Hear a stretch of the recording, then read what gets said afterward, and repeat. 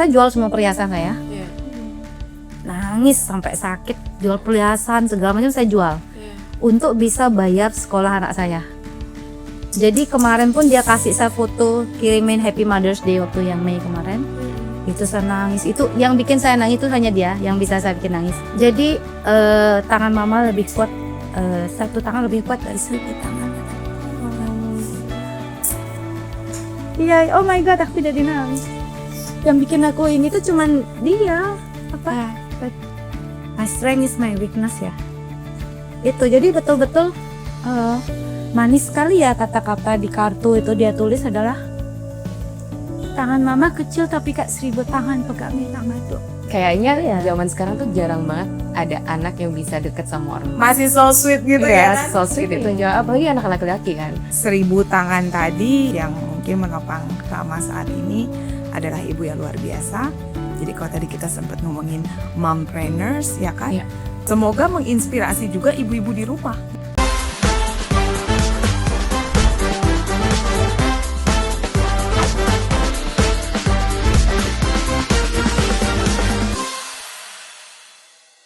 Hai Winners, kembali lagi di BTR Wanita Ninja Talk bareng aku Renji dan Miss D. Halo Winners. Inspirasi Winners hari ini kita hadirkan dari sosok mompreneurs yang tentunya tangguh dan inspiratif. Siapakah dia? Kita tonton dulu video yang satu ini.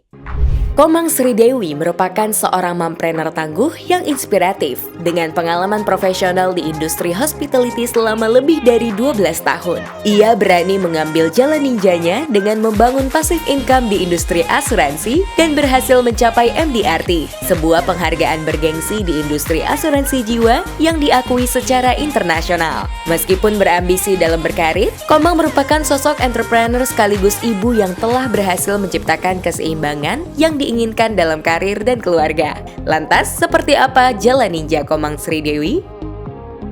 Ibu Komang, selamat datang di BVR Wintalk. Halo, apa kabar? Selamat datang. Akhirnya. Terima kasih. Udah berapa abad ya? Aduh. Hampir 2 dekade dong. Akhirnya dipertemukan kembali di podcast kita. Sebenarnya sering loh ketemu, maksudnya ketemu pas lagi ada acara apa gitu ngeliat, tapi pas kebenaran nggak sempet ngobrol panjang.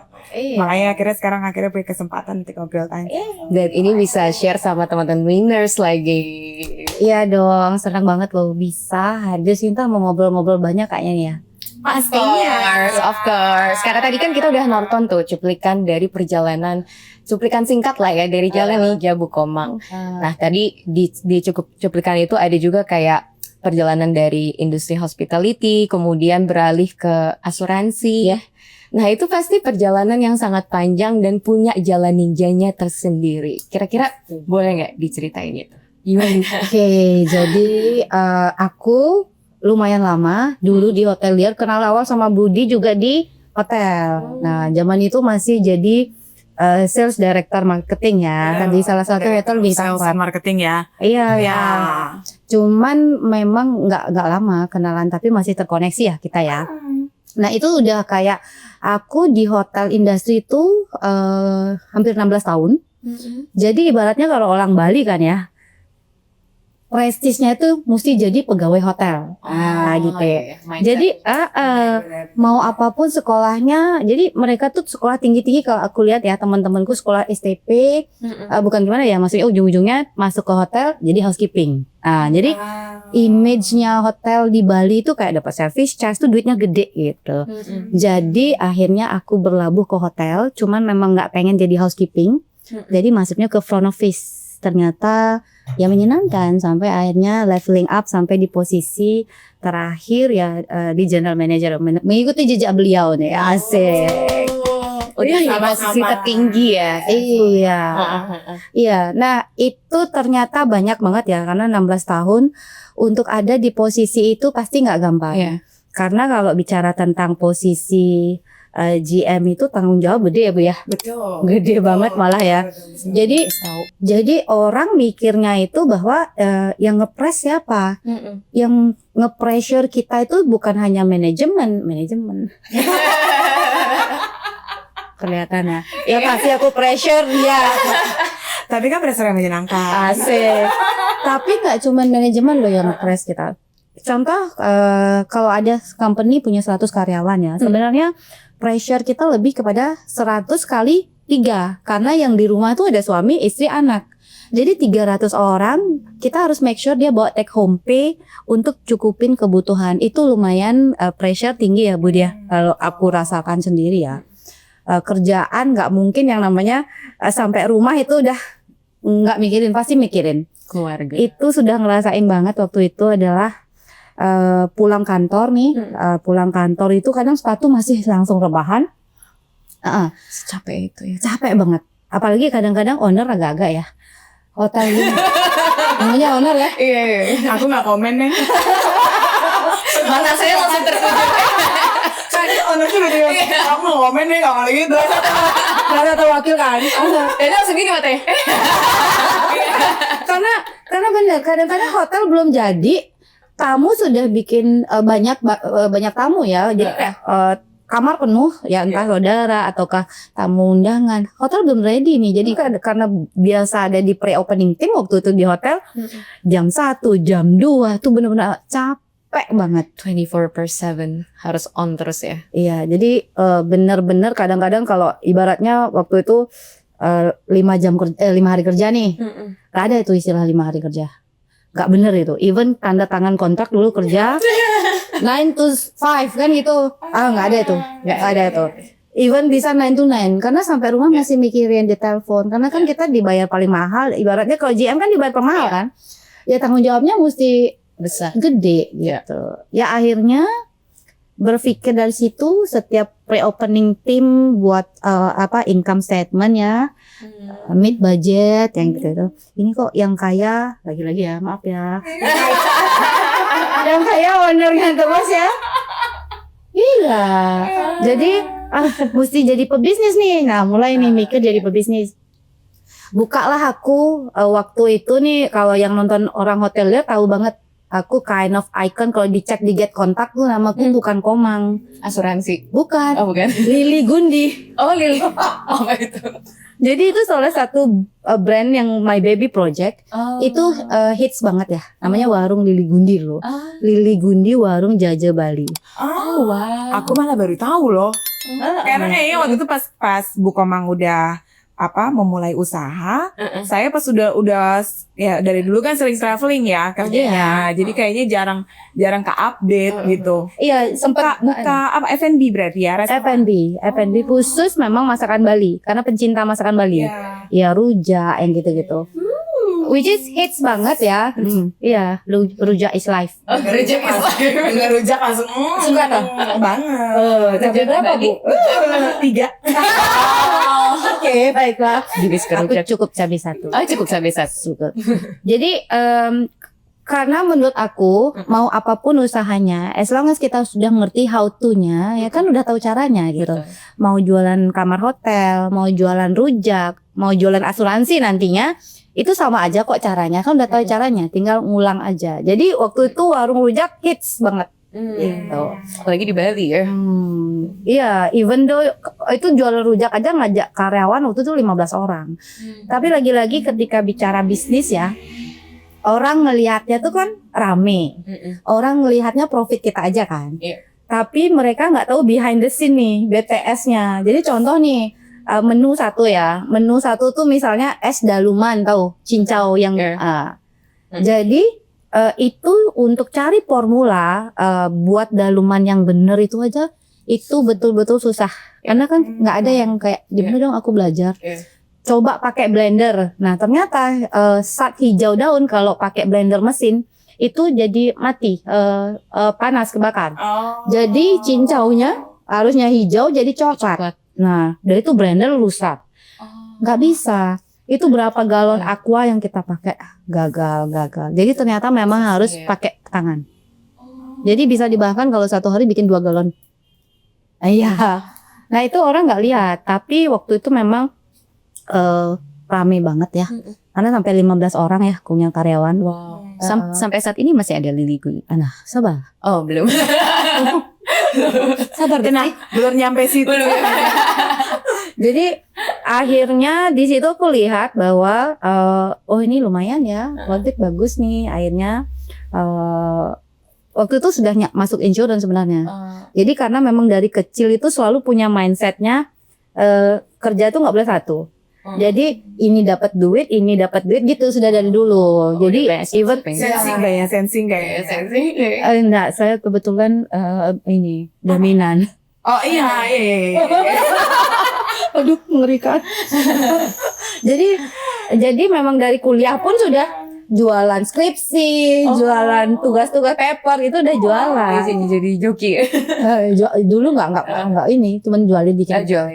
Nah, kembali ke situ, ke bisnis kulinernya itu, yang terjadi adalah COVID kan. Terjadi COVID, and then setelah COVID itu, kalau ngomongin tourism industry kan banyak yang tiarap ya. Kulinernya pasti slowing down, sempat slowing down. Nah, syukurnya saya itu mulai masuk di insurance. Jadi kan memang nggak satu-satu. Saya masuk insurance, saya buka usaha kuliner, saya insurance. Jadi salah satunya saya hilangin si GM tadi. Resign lah saya. Dihilangkanlah. Iya. Dikorbankan satu. Waktu buka Lily Goody itu sebetulnya masih aktif jadi GM juga. Masih Hebat ya. masih. Hebat ya, bener-bener pekerja keras memang bukan Kayak artinya ya bisa gitu caranya. Sebenarnya tentang how kita bisa manage aja. Bagi waktu betul. Iya. Jadi itu pun akhirnya saya putuskan resign dari GM. Keluarga kan biasa ya, prestis lagi-lagi. Kan udah jadi manajer. Iya. Kok dagang rujak? Nah, itu langsung drop. Mainannya terasi. Kan dagang rujak mainannya terasi. Padahal nggak tahu dia omset kita asik. Sampai akhirnya buka waktu itu di level 21 mall. Di dalam mall kita jual rujak kuah pindang, kucing yang gitu. Oh, hits banget. Jadi itu tambah hits juga lumayan, nama kita keren nih. Pertama kali ada yang jual rujak di mall waktu itu. Itu. Nah, akhirnya yang terjadi adalah COVID ngehits. Di situ aku belajar bahwa ternyata konvensional bisnis itu ternyata berubah ya patternnya. Orang pingin cari yang baru lagi.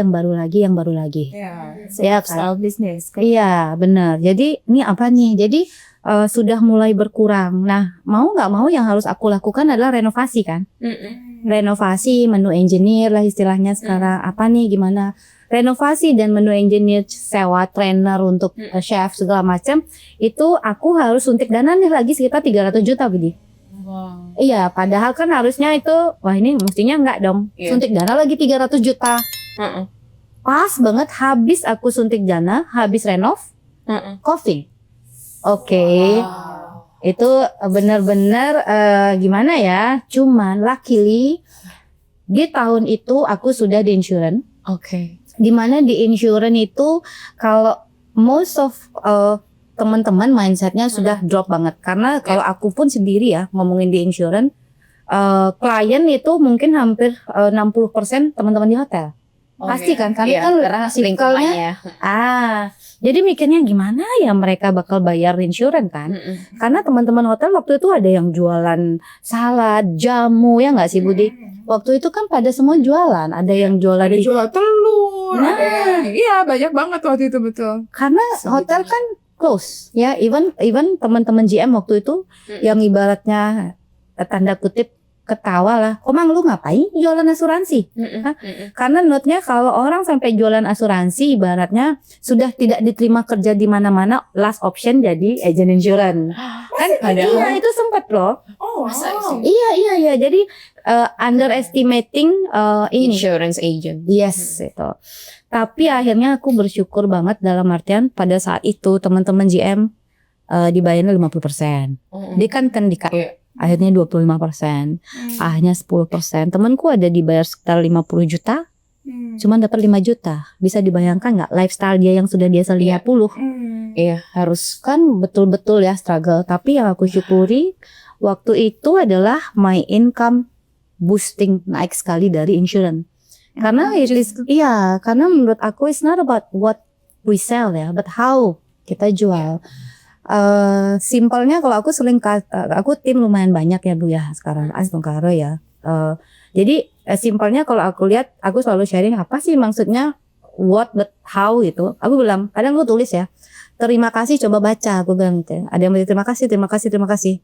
Sama terima kasih, tapi aku selalu contohin, bilang terima kasih ya terima kasih. Kalau yang kita omongin kan sama, but how you say thank you itu yang penting. Jadi aku melihatnya itu kemarin kesempatan gimana sih ketika orang melihat nggak mungkin kamu bisa make it uang untuk makan aja mereka nggak punya. Tapi aku lihat fun fact ya, orang Bali waktu COVID semua pada staycation, semua pada Brompton naik sepeda. Goes. Ini sepeda loh Bu, nggak benar itu orang Bali nggak ada uang waktu itu. Iya. Masih banyak tabungannya. Iya, aku no. Tapi mereka memang suffer ya, karena bulanan sudah terbiasa dapat bulanan. Disitulah aku mulai masuk approach teman-teman yang kind of sama pemikiran sama aku, at least management level ya. Yang aku sharingkan nih seperti ini nih, insurance itu tidak merely as agent ya. Ada bisnis loh, banyak orang nggak ngeh loh bahwa di dalamnya itu ada bisnis system. Karena it's kind of orang beli mahal-mahal franchise bisnis Starbucks kah misalnya, McDonald kah, karena sudah ada sistem bisnis. The product is just kalau kopi kenangan, ya kan boleh sebut merek ya, kopi apa sekarang banyak ya. Sebut aja. Aduh ada yang ini tiba-tiba ada mereknya ya. Jadi Selain kopi. Kita udah punya kopi soalnya. baiklah. Oke. Kita punya brand kopi. Bali Coffee Club. Nah, Bali Coffee Club ini kalau aku lihat ya banyak kok produk kopi. Tetapi pasti ada sistem bisnis yang orang willing to pay franchise-nya itu. Kan itu sebenarnya. Jadi sama, insurance pun is just a product gitu loh. Banyak produk-produk insurance yang aku lihat A, B, C, tapi bisnis sistemnya yang mana nih gitu. Itu yang akhirnya betul-betul eye opening banget buat aku, karena akhirnya aku cek Bu, conventional business as an employee atau profesional, GM kan profesional ya.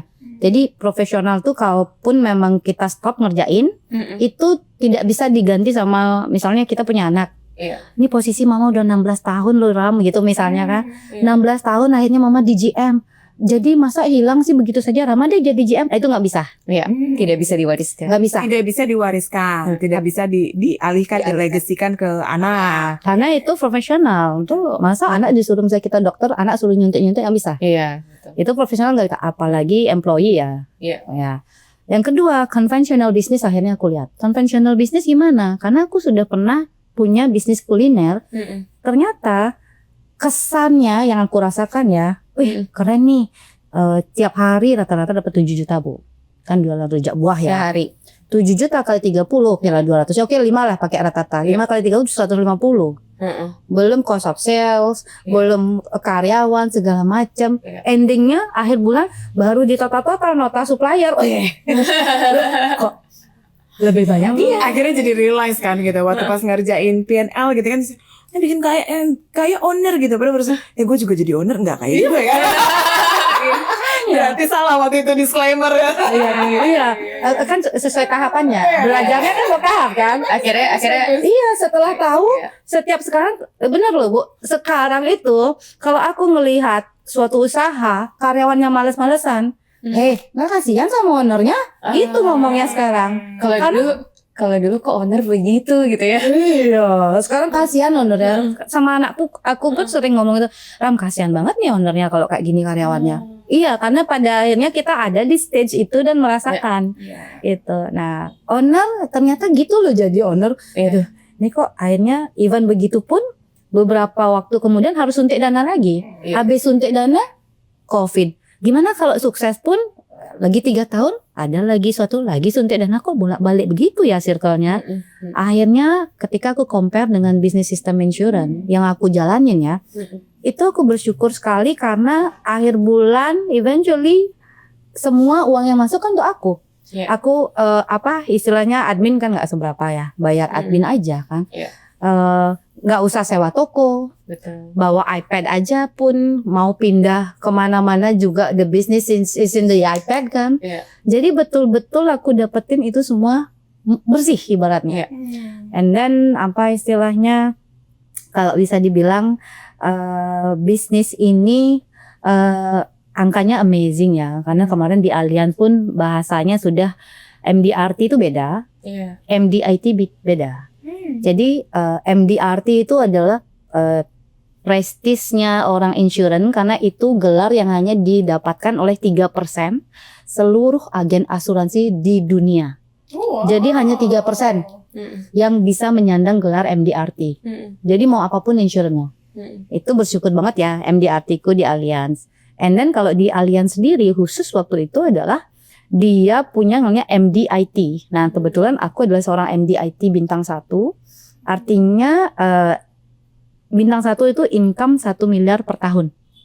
Jadi as a ibu rumah tangga ya, aku ngerasa income segitu ini way out banget. Iya. Untuk aku harus gimana nih, aku mau inspire perempuan banyak lagi. Iya, karena kalau ngomongin perempuan Bali kan belum ke Banjar, ngantar anak, kerjanya nggak pernah habis. Iya. Kalau dia disuruh bisnis, buka toko segala macam, it takes time, waktu. Ya kalau punya modal. Berapa lama tuh Bu Komang bisa menjadi sampai MDIT 1 itu?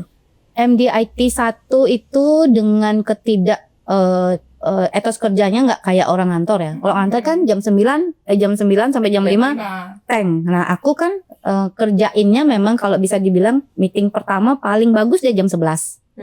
Jadi sebelumnya nggak jam 11, I think like 3 jam lah ininya ngerjainnya. Jadi 3 jam kali seminggu kali 5 kan 15. 15 kali 4 cuma 60 jam aja ngerjain sebulan. Itu dalam jangka waktu di tahun ke-6 aku MDIT. Gitu. Berarti ya 60 jam selama 6 tahun. Nah, 1 tuh, tahun. siapa yang Setahun sebulannya 60 jam sebulan 60 jam. kerjainnya. Oh, oke. Bentar banget kan? Iya. Selama 6 tahun bisa menjadi MDIT. Iya. Kalau MDRT Sama. sama sih. Sama. Fasenya waktu itu sama. Iya. Wow. Seru-seru sih ini. Tapi kan kayak untuk misalnya dari perhotelan terus ke dunia asuransi itu sesuatu yang sangat berbeda gitu. Itu gimana cara di awal tuh kayak oke, aku mau terbuka, dia mau belajar buat masuk ke asuransi itu kayaknya Oke. mental yang kayak gimana gitu. Mentalnya ya. Iya.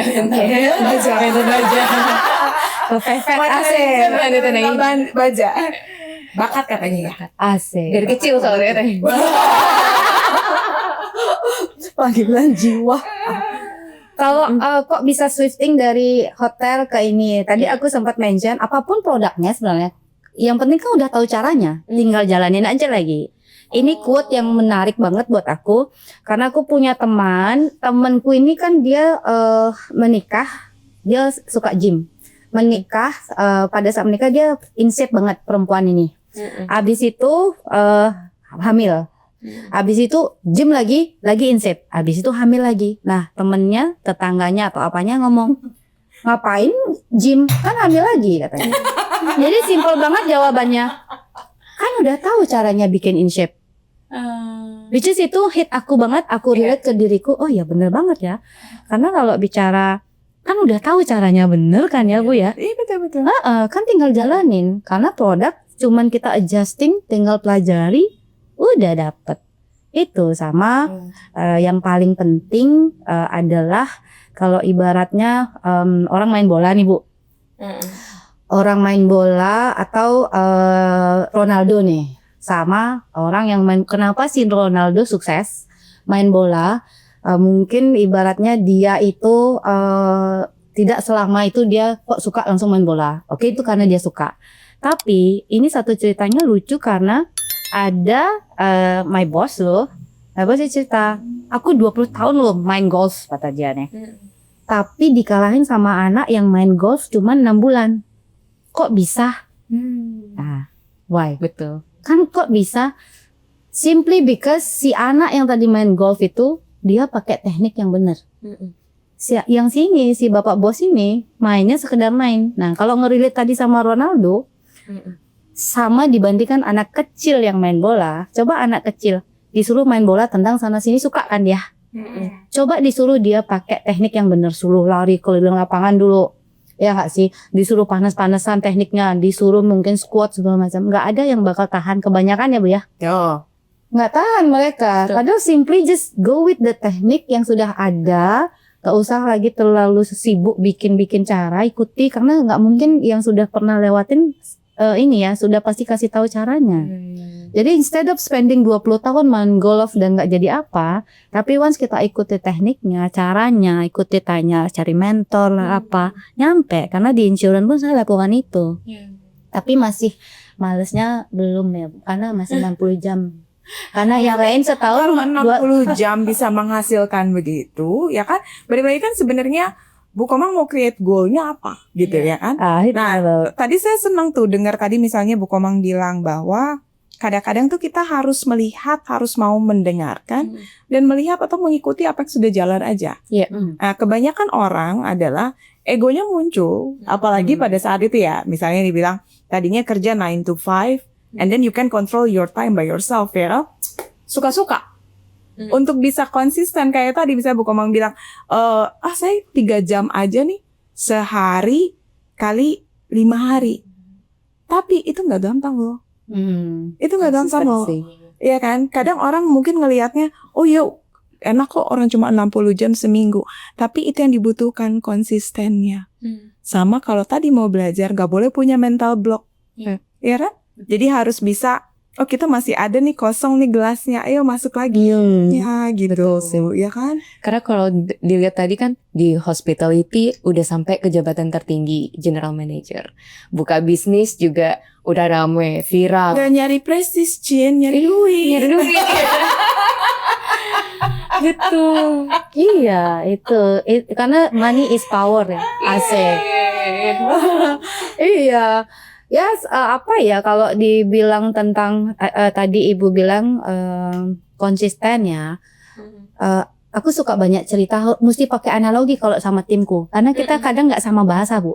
Oh iya betul. Itu penting banget, itu strategi. Lebih mudah. Iya. Karena kadang kita merasa mereka paham, ternyata mereka nggak ngerti. Even though itu bahasa yang sederhana ya, kayak konsisten aja. Jadi kayak aku harus kasih analogi. Aku suka pakai analogi. Oke, kalian bedakan nih yang namanya konsisten sama persisten, aku bilang. Nah, ketika kita bicara konsisten, anak SD nih, anak itu setiap hari belajar ke sekolah, datang, konsisten nggak? Konsisten. Kenapa dia nggak ranking 1 tapi ada yang ranking 1? Karena ada yang konsisten tapi ada yang persisten. Nah itu yang kadang-kadang karena di tim pun ada kok yang setiap hari rajin banget datang, tapi dia nggak punya persistent goalsnya apa. Tadi kan Ibu bicara goalsnya apa nih? Iya. Nah itu yang aku sering mention ke tim, karena biasanya banyak mereka tuh nggak sadar goalsnya apa karena belum ketemu big why-nya. Iya, jadi aku kebetulan barusan kemarin sharing tentang big why. Jadi apa istilahnya ya? Even aku ternyata dulu ketika di awal joining insurance, my big why adalah freedom. Karena why itu ada 4 tahapan ya, yang aku lihat ya, yang aku pelajari. Jadi why you are doing this, kan gitu, is it for you to survive? Kan itu bertahan dulu. Apakah for you to have a status atau lifestyle yang kita pingin? Atau for you to have freedom? Kadang orang udah punya uang nih, tapi gak punya waktu misalnya. Terus yang terakhir, to have a purpose, kan gitu nih. Aku sudah dulu bersyukurnya ada di tahap freedom. Artinya uang udah ada, tapi gak punya waktu nih. Makanya oke, aku mau jalanin insurance karena aku mau punya time freedom tadi. Oke. Jadi aku sudah pernah ada di tahap freedom itu. Jadi sudah di tanggal nomor 3 nih, kan ada 4 tanggal. Tetapi kita gak pernah tahu apa yang terjadi ya Bu. Nah ini nih mulai masuk nih Bu. Tapi gak usah tisu ya. Gak apa-apa nanti. Jadi ternyata berubah turun jadi ke status lifestyle. Ternyata bisa berubah. why yang men-trigger kita tuh berubah. Kalau dulu kan I wanna have time gitu kan. Ternyata berubah. Karena during pandemi something is going on. It hits me a lot. Ini dari my ini ya, rumah tangga ya. Jadi itu benar-benar tidak terduga ya kejadiannya. I mean aku openly bilang bahwa I was like 19 years married to suamiku. Setelah 9 tahun akhirnya pisah. Kita nggak pernah nyangka ya, 19 tahun itu nggak mudah, apalagi sebagai istri orang Bali ya, yang nyari duit, ngurusin keluarga, rumah tangga, ya banyak lah ya, Banjar kalau gitu juga ya banyak. Akhirnya aku pergi dengan aku memang ya ini aku penting banget teman-teman perempuan ya, harus paham, even though kalian kerja untuk keluarga, tapi tetap harus ada untuk diri sendiri. Betul. Karena yang terjadi sama aku, ketika itu terjadi kita nggak bisa tahu ya, kita tidak encouraging orang pasti terjadi nggak. Tapi paling tidak kita punya saving. Iya. Karena waktu itu terjadi, aku nggak punya apa-apa loh. Definitely nggak punya. Aku hanya berbekal satu mobilku waktu itu. Aku punya mobil dan pada saat COVID itu cuma dibayar 200 juta. Oke, I just get that money. Itu betul-betul shocking karena teman-temanku kan ibaratnya yang begini taunya kan JM, punya usaha, aku nggak punya rumah, marah temanku waktu itu karena kok you are so stupid, bodoh banget kamu jadi perempuan, kok nggak punya apa gitu, karena memang kan kalau orang Bali ninggalin keluarga sudah semua yang kita lakukan untuk keluarga. Punya lebih duit liburan sama keluarga gitu. Jadi tidak pernah memikir bahwa untuk punya saving. Itu betul-betul aku selalu kasih tahu teman kamu tetap you have to have saving untuk diri kamu, aku bilang itu. Itu yang terjadi. Jadi ternyata dulu yang aku cuman what I'm doing is just to have my freedom waktu. Tapi karena yang kemarin terjadi, yang terjadi itu bikin aku yang benar-benar less income, tapi bersyukurnya lagi di insurance waktu itu. Within 2 tahun, Bu, ini bersyukur banget, Tuhan luar biasa ya. Ini kalkulator udah kalkulator Tuhan, bukan kalkulator manusia lagi. Hebat sih. Karena memang dalam 2 tahun bersyukur banget, I manage untuk punya rumah, beli rumah. I manage to buy my car, I manage to pay my son school fee. Anak juga sekolahnya di Ciputra, itu tidak sedikit ya paling tidak aku punya uang lah untuk menghilangkan kerutan-kerutan wajah. Problematika wanita-wanita jelita ya, jelang 50 tahun.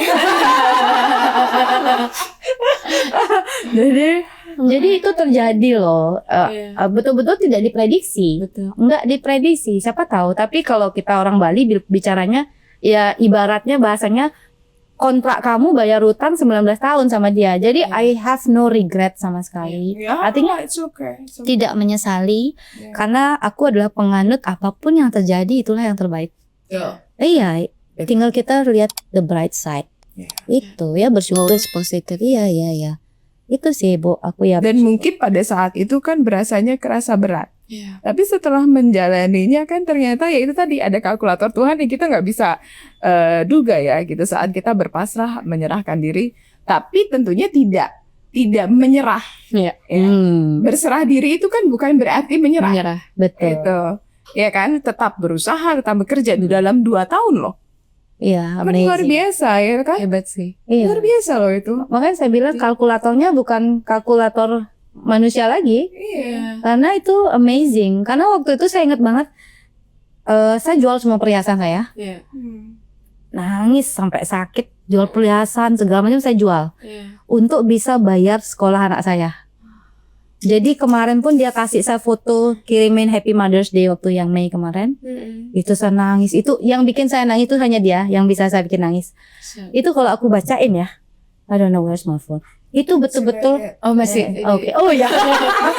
Jelita. Jadi tangan mama lebih kuat.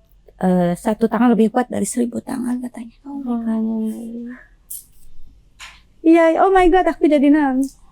yang bikin aku ini tuh cuman dia apa? Like, my strength is my weakness ya. Itu jadi betul-betul manis sekali ya kata-kata di kartu itu dia tulis adalah tangan mama kecil tapi kayak 1000 tangan pegangnya tangan itu. Jadi bener-bener suatu yang anugerah ya buat aku. Itu amazing banget. Jadi ya Tuhan kasih karena aku ngerasain gimana jual perhiasan, gimana jual untuk bisa bayar school fee-nya dan bersyukurnya dia kalau aku selalu bercanda sama dia, Ram, makasih ya. Yeah. Tahu nggak Rama? Rama itu salah satu produk investasi mama yang nggak bodong. So cute. Terus dia bilang apa? Tenang mah. Jadi kadang dia bilang, Ma tenang mah. Pokoknya nanti Rama sudah siapkan nanti mama tuh di San Diego Hills. Rama itu kalian tahu San Diego Hills itu untuk pemakaman dia. Dek, Ada aja. denger mah kalau sampai Rama makamkan di San Diego Hills yang harga miliaran, berarti Rama tuh udah kaya raya loh, Mak. I mean, ada sudah sampai kan nanti akan ke sana. Iya, betul. Aku lucu banget, lucu sih dia. Jadi dia tuh dia adalah kind of my my mood booster semuanya. Iya itu. Makanya dia luar biasa dewasa ya. Jadi saya tuh pernah ketemu sama anaknya Bu Komang. I think that time kita ada dinner ya. Kalau nggak salah Italian dinner di tempat kita dulu pertama kali ketemu. Iya. Di Portabella. Tersebut juga ya sama Stevito nih kalau misalnya nonton ya. He's my client by the way. Oh iya. Iya. The whole family. Oke. Sekarang dia di Kunci Villas, Lombok. Oh iya. Iya, eksekutif chefnya. Di Senggigi. Iya di Lombok. The Kunci Villas. Hai, semoga nonton ya. Iya. Nah jadi kalau waktu itu tuh saya ngelihat ya putranya Bu Komang ini sangat dewasa. Even waktu itu ini Masih kecil. bukan berarti Rama kelihatan tua, enggak ya Rama kalau nonton ini. Karena mamanya Rama yang cerita ini kelihatan awet muda. Terus saya gini, Bu Komang kok sama pacarnya kan gitu. Iya. Apa suaminya masih karena kelihatannya Bu Komangnya awet muda gitu. Betul. Tapi enggak, selain itu memang Rama itu very nature. Iya. And then his mindset itu amazing sih saat saya ngobrol sama dia itu. I can see the difference between oke lah sekarang kita sebut Gen Z gitu ya. Rama tuh berbeda sekali gitu. Ya, Ya karena ibunya luar biasa. Amin. Gitu. Yeah. And you must be very proud of him. I'm proud of him ya. Definitely bangga banget ya. Berdoa terus sih aku. Karena masih panjang perjalanan ya. Sekarang oke, semoga sampai nanti Rama tambah oke ya, baik hati. Tadi pas sebelum kesini Rama ada bilang apa gitu nggak? Dia pengen banget, mama cantik banget. Dia yang temenin aku tadi, mama harus cuci rambut ini mah. Karena kan dia yang bawa mobil, aku naik motor kan. Akhirnya bonceng sama temen. Tadi di drop di tempat meeting. Karena tinggalin mama atau mama gojek aja. Karena macet. Akhirnya dia bawain aku ini mobil, terus dia ke kantor, dia lagi di Maybank Sekuritas kantornya kan. Wah beneran Rama nggak bisa video-videoin. Biasanya dia ambil footage aku kan, dia nggak bisa videoin. Mama cantik banget, mama cantik banget gitu. Jadi kind of sederhana tapi she keep doing it. Iya, tetap ya aku bersyukur banget support betul. Dan itu jangan salah loh. Kalau orang misalnya ngelihat gini, itu hal kecil misalnya saat ini betul-betul enggak. That's a little thing who make a big difference. Yes. Saat kita dengar anak kita bicara begitu itu kan luar biasa rasanya. Betul. Gitu, ya kan? Semua capek tadi yang 60 jam tuh bisa blast hilang deh. Iya. Dan kayaknya zaman sekarang tuh jarang banget ada anak yang bisa deket sama orang. Masih so sweet gitu ya kan? So sweet itu. Apalagi anak-anak laki kan. Kayak jalan sama ibunya pasti dikira malu, ntar jalan sama dikira pacar atau apa gitu. Tapi aku penasaran deh. Aku pengen denger kalau ini sekarang Rama lagi nonton. Bu Komang mau ngomong apa sama Rama? Aduh, ini pertanyaan yang sangat mengandung belum ngomong aja udah begini jadinya. Aduh, susah nih shadow Mama Ram. Biar bisa Karena- diputar terus. Iya, yakin Rama pasti nonton ya kan. Rama lagi kerja dan sangat bangga juga pasti, bukan cuma mamanya bangga sama Rama, saya yakin Rama juga bangga sama mamanya. Tapi saya pengen denger kalau Rama lagi nonton, what you gonna say to him? Oke, ini yang mana tuh itu ya? Oke. Oh my God, ini sedih loh kalau ditanya begini. Rama,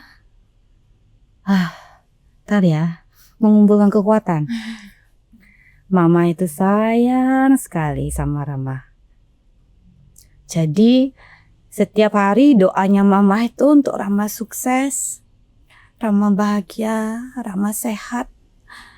Mama pinginnya Rama dapat yang terbaik sekali.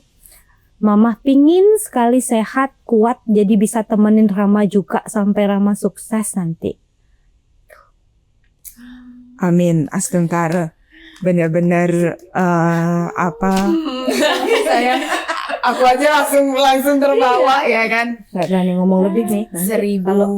Seribu tangan tadi yang mungkin menopang Rama saat ini adalah ibu yang luar biasa. Jadi kalau tadi kita sempat ngomongin mompreneurs ya kan, semoga menginspirasi juga ibu-ibu di rumah. Betul. Ya sih, bahwa jangan menyerah. Katakan dalam satu hidup mungkin kita ada kegagalan berumah tangga atau kegagalan dalam bekerja, itu adalah keberhasilan yang tertunda. Dan saya yakin itu juga mungkin bukan kegagalan, mungkin itu adalah sesuatu yang terbaik yang saat ini harus dipilih, ya kan? Jadi saat itu tuh Bu Komang tidak melihat, mungkin gini, 19 tahun itu agar yang diingat itu jadi kenangan indahnya aja. Jangan sampai misalnya dilanjutkan menjadi 30 tahun tapi malah jadi kenangan yang tidak baik, kan begitu ya. Banyak orang tuh yang sebetulnya saya dengar nih Bu Komang, banyak banget perempuan-perempuan di Indonesia takut melangkah. Sama seperti tadi, karena misalnya tidak punya penghasilan sendiri, tidak punya saving ya. Tapi contoh nyata loh, dan menurut saya jangan dianggap itu menjadi sebuah kebodohan, tapi itu adalah satu ketulusan seorang istri dan ibu yang tidak pernah berpikir akan mengakhiri rumah tangganya. Tidak mungkin. Ya, Iya. jadi saya hanya mengharapkan orang tidak menyampaikan itu menjadi sebuah kebodohan, tapi itu adalah apa yang menjadi ketulusan di hatinya. Gitu. Dan sekalipun nggak punya apa-apa, Tuhan menyediakan jauh lebih dari sekedar Bener 200 juta di banget. dalam mobil itu. Bener banget. Iya. You're very strong. Dan sangat-sangat tulusnya tuh kayak kerasa banget sih sebagai seorang ibu. Kira-kira ada nggak pesan untuk ibu-ibu yang nonton Winners nih di rumah, pasti Oke. dari seorang ibu Komang. Komang ya. Iya. Kalau aku boleh sharing ya buat ibu-ibu, kenapa aku menjalankan insurance pun, kenapa konsisten menjalankan insurance, karena ini salah satu jalan ninjaku ya kalau aku bilang ya Bu ya. Karena Keren. karena kenapa? Kalau ninja kan silent move, sat tiba-tiba udah nyampe. Iya. Dan I feel it gitu loh. Iya. Karena banyak teman-teman yang, Komang kamu gila ya, udah beli rumah loh. Iya. Kok bisa? Kamu gila ya, udah beli mobil loh. Dan ya kebetulan anak juga fully sekolahnya supportnya dari aku ya, papahnya ya enggak lah ya. Jadi kenapa aku konsisten di insurance? Banyak wanita di situ struggle dengan banyak alasannya, nggak punya uang lah, nggak punya waktu ngurus anak. Tetapi ketika ada kesempatan yang datang, diajak begini nggak mau, ada dengerin ini nggak mau, aduh nggak bisa, tapi mengeluh nggak punya uang, ya nggak, Sering Nah, iya kan? Benar banget. Tapi mengeluh nggak punya uang. Jadi kalau ngomongin sekarang, Tapi disuruh kerja nggak mau. aku malah bilangnya nggak usah cari kerja, karena kalau kita cari kerja dapatnya kerjaan, cari uang, aku bilang gitu. Jadi Iya. aku selalu bilangnya, Betul. siapa mau kaya gitu, semua angkat tangan. Siapa mau ngerjain, semua nggak ada angkat tangan. Jadi Iya. itu fenomenanya banyak banget. Jadi aku Betul. bener-bener encourage bahwa apa yang kelihatannya ketakutannya bahwa ya tadi itu ya limiting beliefs-nya ya, Iya. itu ada kok caranya how to break our limiting beliefs. Itu ada. As long as kamu mau membuka hati, ya, mendengar kesempatan baru, Ya. itu pasti ada jalan. Gitu. As long as kita nggak diem, bergerak. Karena once kita memang bersyukur, lagi satu ya, ini penting banget. Karena kita bersyukur itu adalah energi paling tinggi, di mana frekuensi uang itu kan di energi level yang tinggi. Jadi ketika masih mengeluh, komplain, and then nggak bersyukur, itu rezeki jauh. Iya. Iya. Iya. Jadi teman-teman perempuan di sana bisa kok. Jadi yakini dulu, niatkan dulu mau apa, cari why-nya apa. Apakah kalian memang digerakkan oleh harus bertahan hidup kah? Harus mau pengen beli rumah kah?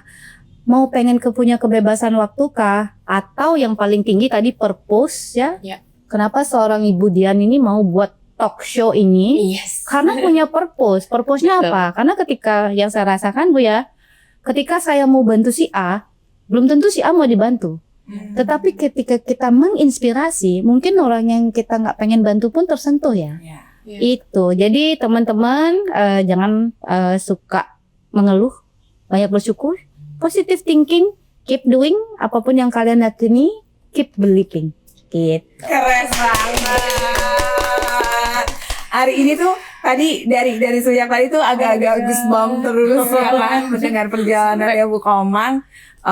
Selain menginspirasi, cerita harunya juga. Tapi selain dari itu adalah semoga apa yang disampaikan tadi itu menjadi semangat, Betul. menambah beliefnya untuk bisa yakin maju ke depan. Yes. Brag new one, boundaries ya. Yes. Keren banget loh. Aduh, terima kasih. Terima kasih. Tentunya karena kita bukan wanita manja, tapi kita Wanita hijau. Thank you. terima kasih. Thank you.